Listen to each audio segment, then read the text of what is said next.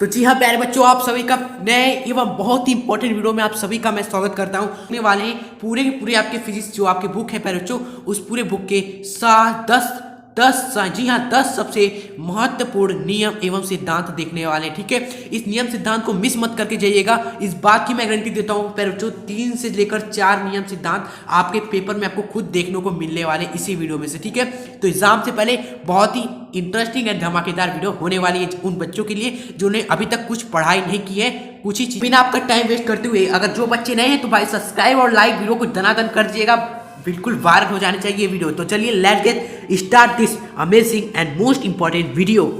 तो चलिए प्यारे स्टूडेंट, सबसे पहला जो आज का हमारा ये नियम होगा वो होगा आपका, जी हाँ, हुक का नियम। ठीक है, और बहुत इंपॉर्टेंट नियम है, एकदम होने वाला है हुक का नियम। ठीक है, तो चलिए देखते हैं इस हुक के नियम में क्या कहा था। हम पूरा आपको कोशिश करेंगे समझाने का इस वीडियो में। ठीक है, हर एक नियम को। तो यहाँ पर प्यारे बच्चों सबसे पहले तो ये रॉबर्ट हुक ने, भाई हुक का नियम है तो इसने किसने प्रतिपादित किया? रॉबर्ट हुक ने बहुत ही विभिन्न प्रत्यास्थ वस्तु पर अलग अलग परिणाम के प्रति बल लगाकर उन पर होने वाली विकृति पर निष्कर्ष निकालकर इन्होंने यह नियम प्राप्त किया प्यारे बच्चों। ठीक है, आखिर इस नियम में कहा क्या गया प्यारे बच्चों? इस नियम में यही कहा गया कि प्रत्यक्षता की सीमा के अंदर, जी हाँ, बस इतना याद रख के एग्जाम में जाने से पहले हुक का नियम है तो बस आपको यही लिखना है कि प्रत्यक्षता की सीमा के अंदर, यानी प्रत्यक्षता के सीमा के अंदर, प्रत्यक्षता के सीमा के अंदर प्रतिबल दोस्तों हमेशा क्या होगा ना, विकृति के समानुपाती होगा। समानुपाती का चिन्ह का मतलब आप जानते हो ना, अनुक्रमानुपाती या समानुपाती का मतलब होता है इस तरह का दोस्तों डायरेक्शन, इस तरह का दोस्तों आपका चिन्ह। ठीक है, यानी कि जब भी आपकी प्रत्यक्षता की सीमा होगी ना, उस सीमा के अंदर आपका जो भी प्रतिबल होगा, मान लो प्रतिबल आपका प्यारे बच्चों F हो गया, वह हमेशा समानुपाती होगा किसके? विकृति के, प्यारे बच्चों किसके? यहाँ पर विकृति के सिंबल। ठीक है, तो ये है प्यारे बच्चों हुक का नियम। चलिए, तो आई होप आपको समझ में आया होगा। ठीक है, ये बात आप नियम में जो मेन बात है ये आप याद जरूर रखिएगा, भले ही प्यारे बच्चों आप एग्जाम में भूल जाए कि यार इतने सन में प्रतिपादित किया था। ठीक है, तो आप मेन चीज अब ये नियम को याद रखिएगा। चलिए, तो चलिए आइए नेक्स्ट नियम की ओर बढ़ते हैं। अगला जो आपका नियम रहने वाला है वह पास्कल का नियम। ठीक है, कुछ बच्चों ने पढ़ा होगा तो उन्हें पता होगा सर पास्कल का नियम किसके संबंध में बताया गया है? दाब के संबंध में, यानी कि प्रेशर के संबंध में यह नियम दोस्तों बताया गया है। आइए देखते हैं इस पास्कल के नियम में प्यारे बच्चों आपका क्या कहा गया था। ठीक है, तो पास्कल ने सबसे पहले प्यारे बच्चों अपना जो नियम है वह इतने स्तर में प्रतिपादित किया। ठीक है, अब कोई का भी नियम है, पास्कल का नियम, हुक का नियम, प्यारे बच्चों बर्नौली का नियम, सब किसने प्रतिपादित किया? भाई उसके उस नियम के नाम में ही छुपा हुआ है पास्कल का नियम, यानी कि पास्कल ने दोस्तों प्रतिपादित किया। और किसके संबंध में? दाब संचरण के संबंध में ये नियम इन्होंने प्रतिपादित किया। ठीक है, अब मेन हमारा मुद्दा क्या है? इस नियम में इन्होंने कहा क्या, वही मेन चीज आपको याद रखनी है अंत तक।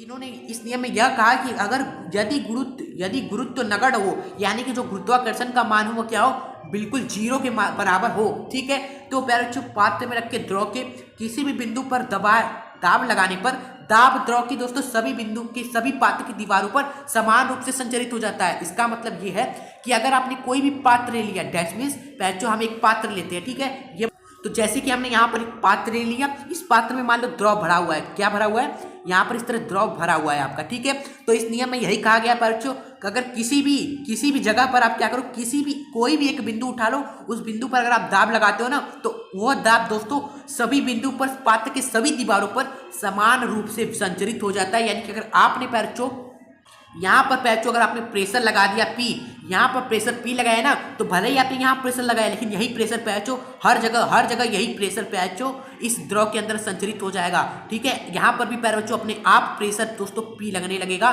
ठीक है, तो ये जो आप दाब लगा रहे हो ना, ये प्रेशर द्रव के अंदर हर जगह फैल जाएगा, हर जगह समान रूप से संचरित हो जाएगा। ठीक है, तो ये इस नियम में बताया गया।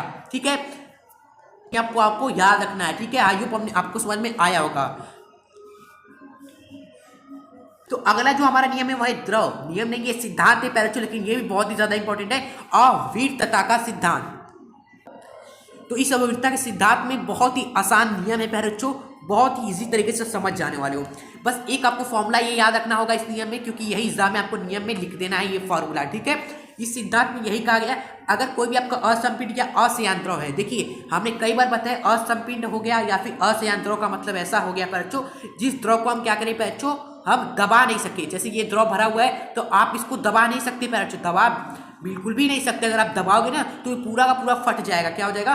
फट जाएगा। ऐसा द्रव को हम क्या बोलते हैं? अशयान द्रव बोलते हैं। ठीक है, तो इन्होंने इस नियम में यह कहा कि अगर आपका ऐसा ही कोई द्रव है जो असंपिंड है एवं असंयान द्रव है बच्चों, अनुप्रस्थ परिच्छेद के नलिका में धारा रेखीय प्रभाव में बह रहा है, रेखीय प्रभाव से बहेगा ना, तो उस जिस भी नली में वो बह रहा है उस नली के प्रत्येक स्थान पर अनुप्रस्थ काट का क्षेत्रफल ए एवं द्रव का उस स्थान पर वेग का गुणनफल हमेशा नियत रहने वाला है। ठीक है, चलिए देखिए, जैसे ये नली हमने ले लिया, ठीक है, इस नली में आपका द्रव बह रहा है। ठीक है, हम दो बिंदु लेते हैं, यहाँ पर कहा है कोई भी स्थान ले लो बच्चों, कोई दिक्कत नहीं है, हम दो स्थान लेते हैं, एक आपका ये बिंदु ए हो गया, ओके, और एक आपका बिंदु मान लो ये बी हो गया। ठीक है, इस दोनों बिंदु पर पैच होगा क्या ना, आपका जो अनुप्रस्थ काट का क्षेत्रफल है, यानी यहाँ का क्षेत्रफल एवं यहाँ का क्षेत्रफल, ठीक है, ये एवं यहाँ पर इन दोनों स्थानों पर द्रव का जो वेग है उन दोनों का गुणनफल हमेशा नियत रहने वाला है। डेट्स मीन प्यारे बच्चों आपका इक्वल रहने वाला है। ठीक है, जैसे यहाँ पर दोस्तों क्षेत्रफल आपका प्यारे बच्चों मान लेते A1 है,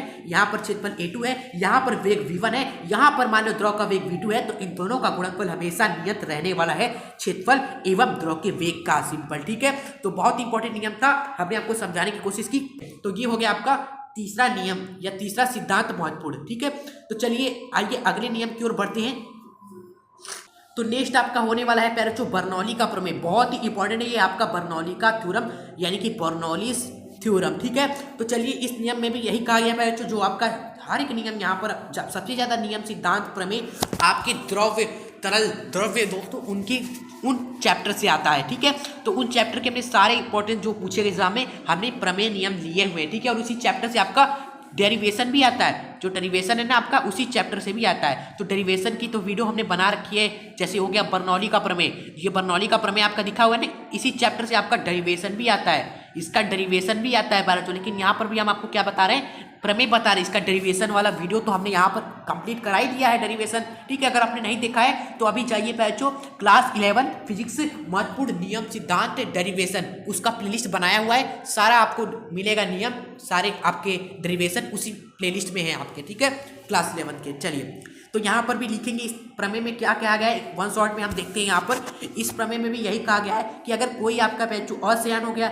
या असंपीर्ण द्रव है, ठीक है, इसमें भी किसी नलिका में धारा रेखीय प्रभाव से बह रहा है, ठीक है, सेम वही तरह सेम का सेम जो अभी हमने देखा यहाँ पर बच्चों द्रव के अविरता के सिद्धांत में, इसमें भी यही हो रहा था, इसमें भी असंयान असंपीर्ण द्रव बच्चों आपका अनुप्रस्थ परिच्छेद की नलिका में धारा के प्रभाव से बह रहा था, बस सेम टू सेम वही कॉपी कर देना है, बस चेंज क्या हो जाएगा ना, फॉर्मूला पे चेंज हो जाएगा, जो फॉर्मूला है बच्चों यहाँ पर कुछ और ही निकल कर आएगा। ठीक है, यहाँ पर उन्होंने कह दिया अगर यही काम होगा, अगर यही आपका द्रव बह रहा होगा नलिका में, तो नलिका के प्रत्येक बिंदु पर द्रव के एकांक आयतन में स्थित दोस्तों कुल ऊर्जा का योग आपका नियत रहने वाला है। ठीक है, बस कौन सा लाइन आपको याद करना है बच्चों, ये लाइन, एकांक आयतन पर द्रव्य के एकांक आयतन पर स्थित कुल ऊर्जा का योग नियत रहने वाला है। और कुल ऊर्जा में आपको लिख देना है दाब, स्थितिज एवं गतिज ऊर्जा। ठीक है, यही तीनों ऊर्जा का योग हमेशा एकांक आयतन में आपका उस द्रव जो नलिका में बह रहा है उसका नियत रहने वाला है। सिंपल। ठीक है, और इस नियम को हमने प्रूव भी करा दिया है सिंपली, तो यहाँ पर हम ज़्यादा आपका टाइम वेस्ट नहीं करेंगे। ठीक है,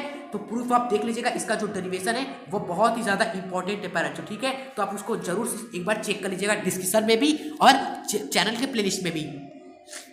ना करते हुए बढ़ते हैं अपने अगले नियम की ओर, जो है आपका स्टीफन का नियम। कौन सा नियम है आपका, स्टीफन का आपका नियम रहने वाला है। ठीक है, इस नियम में क्या कहा गया, इस नियम को भी देखते हैं, बहुत ही आसान है, बस हर एक नियम आपका 2-3 लाइन में है और कुछ नियम तो आपको देख लो एक दूसरे से रिलेटेड है।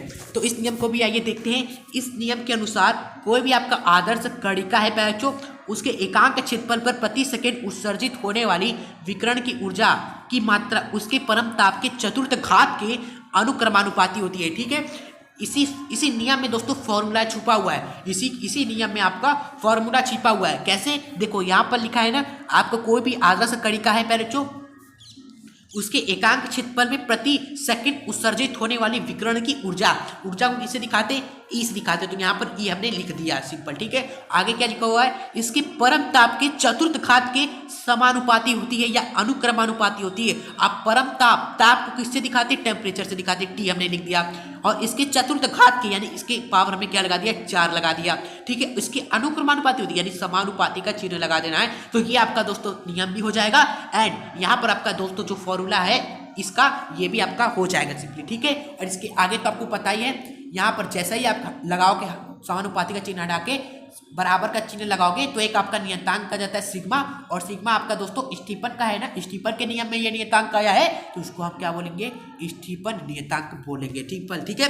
चलिए, तो ये हो गया आपका बहुत ही इंपॉर्टेंट, ये नियम एग्जाम में पूछा गया है। सॉरी।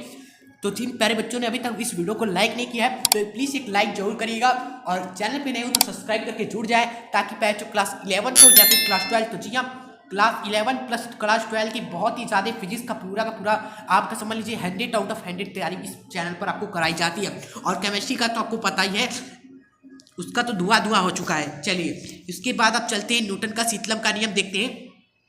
नाम से ही पता चल रहा है शीतलन का नियम। शीतल, अगर कोई चीज़ दोस्तों ठंडा कब होता है आप ही बताइए। देखिए कॉन्सेप्ट आप समझ लीजिए दोस्तों, नियम आपको याद करना ही नहीं पड़ेगा।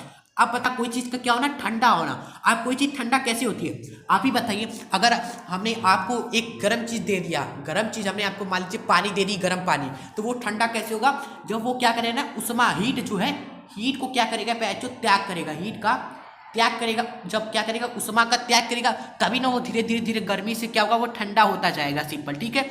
तो न्यूटन ने भी इस नियम में यही बताया, इस नियम ने भी यही बताया कि अगर कोई भी आपका वस्तु है, पिंड है, ठीक है, उसके शीतलन का मतलब आपका क्या हो गया बच्चों, उसके उष्मा हानि, हीट का त्याग करना, उष्मा की हानि की जो दर होती है ना, इसका जो दर होता है भाई, अगर कोई भी गर्म वस्तु है जिसका टेम्परेचर मान लो T है, वो तो तरह दोस्तों रख दिया, इसी तरह दोस्तों आकाश में ही रख दिया, तो धीरे धीरे वो क्या होगा, हीट की हानि करेगा, धीरे धीरे उष्मा के पैर वो क्या करेगा, त्याग करेगा। और वही जो त्याग करने की दर होती है ना, जो उष्मा की हानि करने की दर होती है उस वस्तु की, वह वस्तु के तथा वातावरण के तापांतर के अनुक्रमानुपाती होती है। सिंपल। ठीक है। जो उष्मा की आपकी दर होती है, शीतलन की, उष्मा हानि की, उष्मा त्याग की जो दर होती है, दर मतलब कि dQ/dt, जहां पर Q आपका क्या है बच्चों, हीट है, जहां पर ये हीट है, इसको मान लो कितना उष्मा ये हानि कर रहा है, और dQ/dt का मतलब है कि दर बता रहा है। ये dQ/dt आपका क्या बता रहा है, दर बता रहा है, Q आपका हीट बता रहा है, और dQ/dt आपका दर बता रहा है, और ये माइनस का चिन्ह आपको क्या बता रहा है बच्चों, यहाँ पर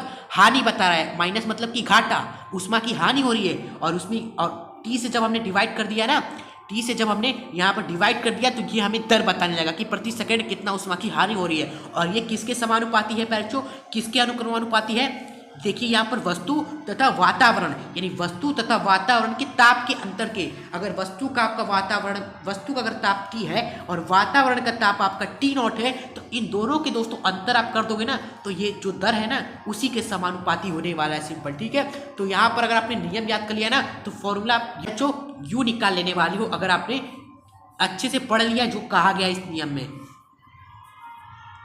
लीजिए प्यारे बच्चों, आपको क्लियर हो जाना चाहिए कि किसी भी वस्तु को अगर हम बाहर रख देते हैं तो वो क्या होने लगता है, क्या है, गर्म है मान लो, तो वह धीरे धीरे क्या होने लगता है ना दोस्तों, ठंडा होने लगता है, शीतल होने लगता है कि नहीं। हाँ, कोई भी आप गर्म चाय रख दो वो धीरे धीरे ठंडा होने लगता है, यानी कि वो क्या कर रहा है, शीतल हो रहा है, यानी कि उष्मा का वो क्या कर रहा है, अपने अंदर से जो उष्मा है, जो Q है बच्चों, उसको क्या कर रहा है ना, लॉस कर रहा है, उसको हानि कर रहा है। तो वही इन्होंने कहा कि भाई किस दर से हानि कर रहा है, इसका बच्चों दर क्या है, किस दर से वो हानि कर रहा है, यानी कि हर एक समय पे, हर एक सेकेंड में कितना उष्मा वो लॉस कर रहा है, उसी को हमने यहाँ पर लिखा है dQ/dt, यानी कि समय से जैसे हम डिवाइड करते हैं दोस्तों dt से, जो लॉस है आपका Q dQ को, तो दर बताता है, और यहाँ पर जैसे ही माइनस लग गया तो माइनस आपको बता रहा है दोस्तों हानि। ठीक है। और ये किसके समानुपाती है, वस्तु के ताप एवं वातावरण के ताप के अंतर के अनुक्रमानुपाती है, यही सेम चीज। ठीक है। तो ये रहा आपका न्यूटन के शीतलन का बहुत ही इंपॉर्टेंट नियम। ठीक है।